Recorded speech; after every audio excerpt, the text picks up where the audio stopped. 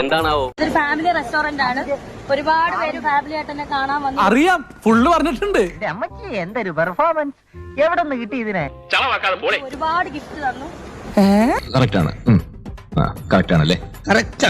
പക്ഷെ ഞാൻ ഡയമണ്ട് വരെ കിട്ടി. ഒത്തിരി താങ്ക്സ്. തേങ്ങയാണ്, തേങ്ങ.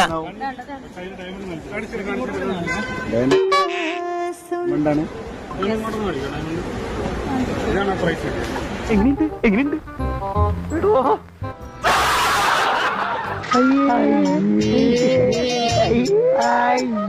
പൈസ അല്ല, എനിക്ക് ഗിഫ്റ്റ് കിട്ടി. അശോക, ആ പാടത്ത് വയ്ക്കാനുള്ള കോലം ശരിയായോടാ? ഇല്ല സർ. എന്നാ ഇനി വേണ്ട.